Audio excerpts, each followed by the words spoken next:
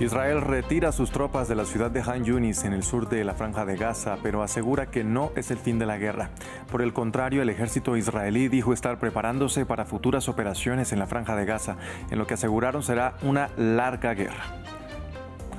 La Agencia Internacional de Energía Atómica de la ONU condenó el ataque del domingo sobre la planta nuclear de Zaporilla, controlada por las fuerzas rusas, y advirtió sobre un accidente grave. Tanto Kiev como Moscú se acusan mutuamente de haber perpetrado los ataques. Entre ataques y acusaciones se llevó a cabo el primer debate presidencial en México. El enfrentamiento estuvo protagonizado por la candidata oficialista Claudia Sheinbaum y la opositora Xóchitl Gálvez. Al encuentro también asistió el candidato Jorge Álvarez.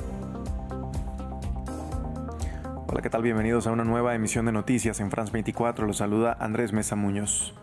Empezamos hablando de la guerra en Gaza. El ejército israelí advirtió que la retirada de la mayoría de las tropas del sur del enclave anunciado el domingo no significa el fin de la guerra. El jefe del Estado Mayor señaló que las fuerzas israelíes están lejos de detenerse y que la retirada es tan solo un intento de recuperarse y prepararse para futuras operaciones, principalmente una invasión terrestre de la ciudad del sur de Rafah. La noticia se conoce cuando la guerra, que ya ha cobrado la vida de más de 33,000 personas en el enclave palestino, ha entrado en su séptimo mes. La información con nuestro corresponsal para Israel y los territorios palestinos, Federico Cuellar Verena.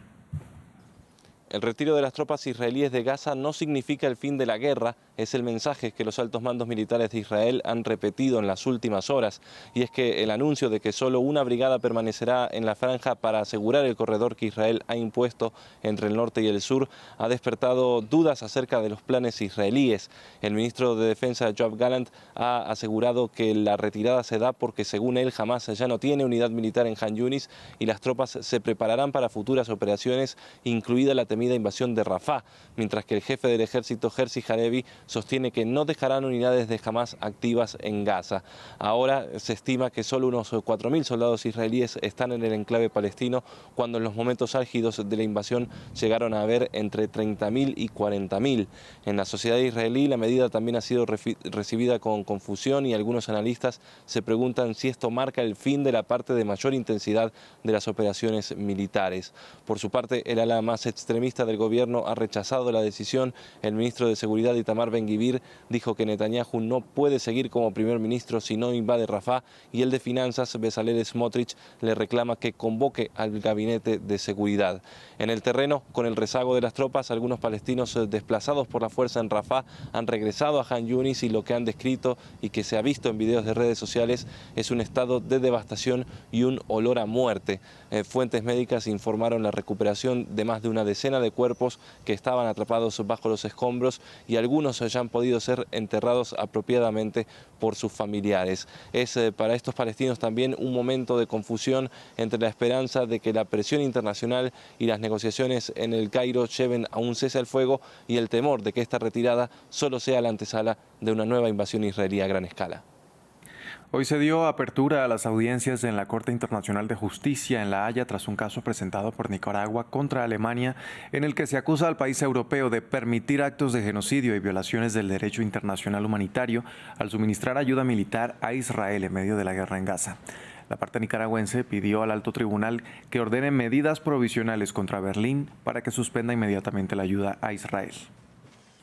Alemania está fallando en honrar su propia obligación de prevenir el genocidio o el de asegurar el respeto por el derecho internacional humanitario. Las violaciones de derecho internacional por parte de Israel crean obligaciones para Alemania, al igual que para todos los estados de la comunidad internacional, obligaciones de las que Alemania es responsable y que han sido reclamadas en el presente procedimiento. Pasamos ahora a Ucrania. El gobernador de la región de Zaporilla, en el sur del país, informó que 3 personas perdieron la vida en medio de nuevos ataques por parte de Rusia. De otro lado, tanto Moscú como Kiev se culpan mutuamente por el ataque con aviones no tripulados contra la central nuclear de Zaporilla, controlada por el ejército ruso. Ampliamos en el siguiente informe. Ocupada por Moscú desde hace 2 años, la central nuclear de Zaporilla es la más grande de Europa. Y según el Kremlin, uno de sus reactores fue blanco de aviones no tripulados ucranianos el domingo.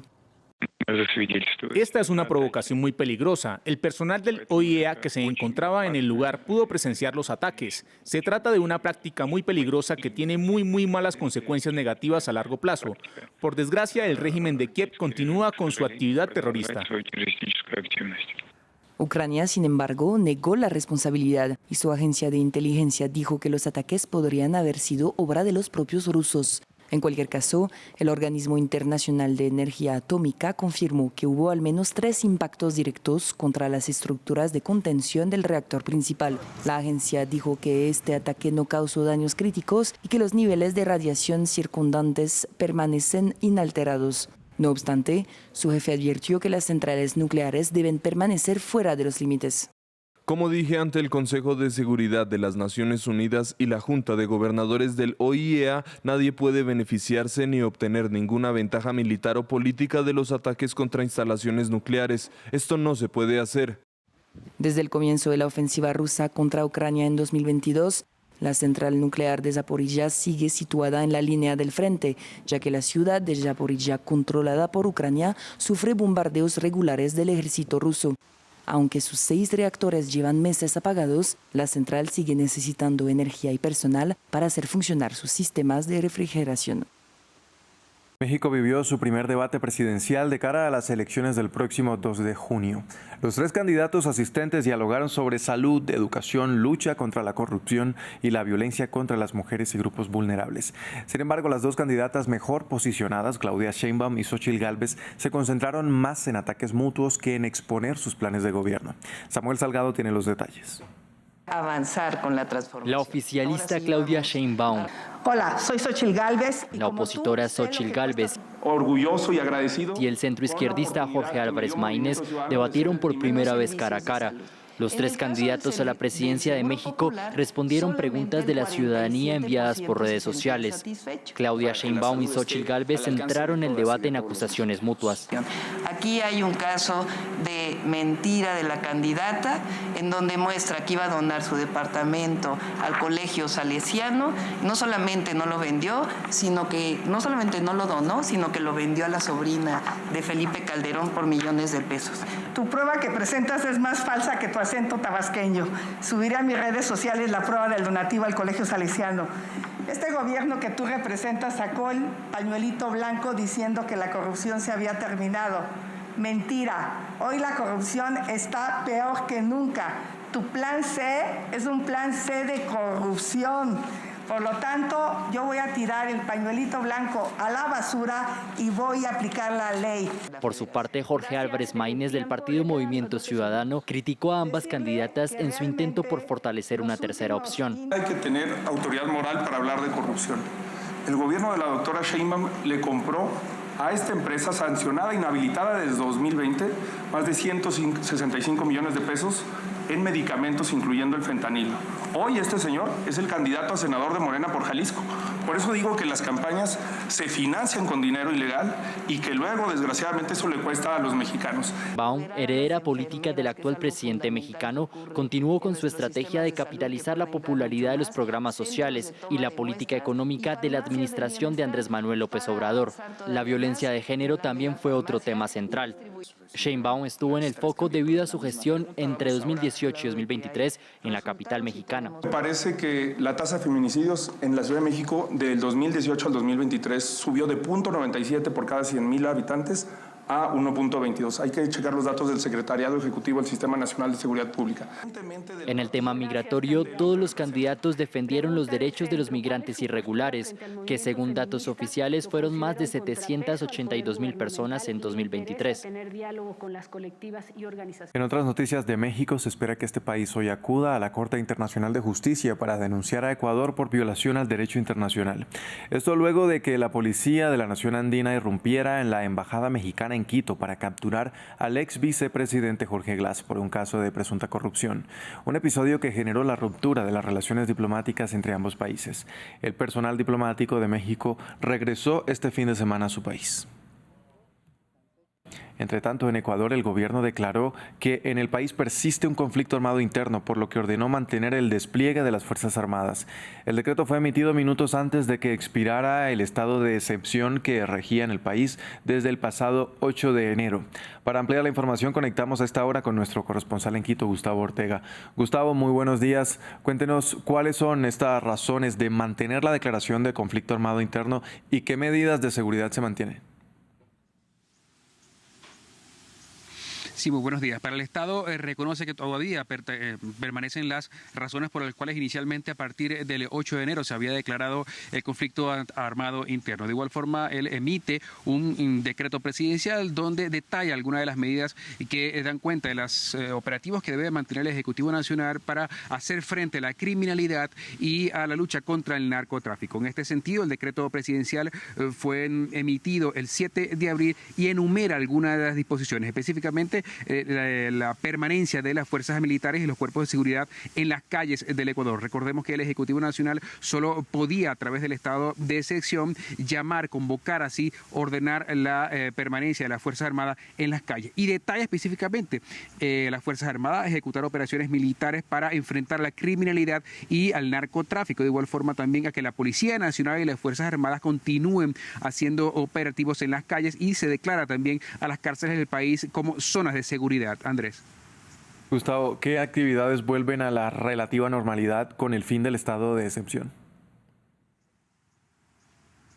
Bueno, una relativa tranquilidad, como tú lo has dicho. Recordemos que hasta la fecha se ha producido también en Ecuador más de 300 asesinatos por muertes violentas. Y básicamente lo que se permite ahora es la suspensión de los toques de queda, se permite la movilidad, se elimina también la semaforización, este sistema que, de acuerdo a los niveles de criminalidad, se establecían horarios para trasladarse, movilizarse en las distintas ciudades del país. Se elimina el toque de queda y de igual forma también se recuperan los derechos de inviolabilidad del hogar, la libre reunión, pero específicamente el Ejecutivo Nacional asegura que tanto el Ministerio de Interior como el Ministerio de Defensa podría sugerir al presidente de la República la declaratoria nuevamente de un nuevo estado de excepción. Recordamos también que Ecuador está presto a una próxima consulta popular y también las Fuerzas Armadas se mantendrán en las calles, por lo que en cualquier momento el Ejecutivo Nacional podría declarar nuevamente esta medida.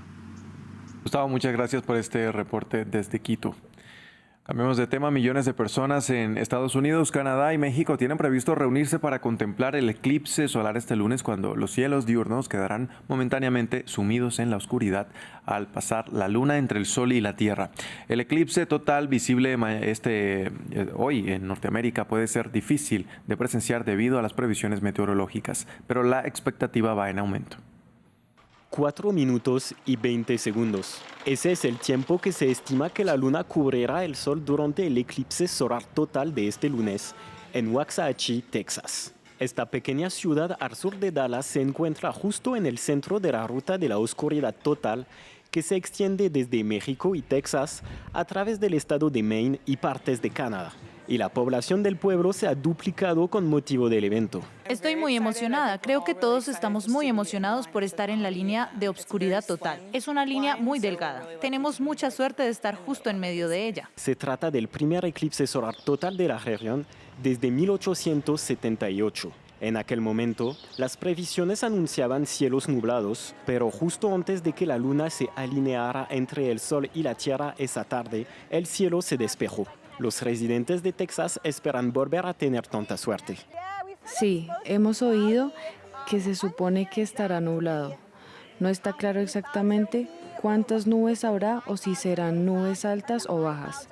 He oído que las nubes altas no son tan malas como las bajas, así que diría que estoy nerviosa. En Canadá, la gente se está preparando, comprando gafas para el eclipse solar y visitando el centro científico para entender este fenómeno tan poco frecuente. Aquí en el Centro Científico de Ontario llevamos a cabo durante todo el fin de semana el programa Astronomía y Eclipse, así que estamos preparando a nuestros visitantes para el próximo eclipse del 8 de abril. Estamos compartiendo consejos de seguridad para ver el eclipse, formas de verlo directa e indirectamente. Proponemos actividades prácticas muy interesantes. El sol se verá así, mucho más naranja, y luego poco a poco parecerá que alguien le está dando un mordisco al sol. El próximo eclipse solar total visible en esta parte del mundo no se volverá a repetir hasta dentro de 20 años. Hasta aquí este informativo. Gracias por acompañarnos.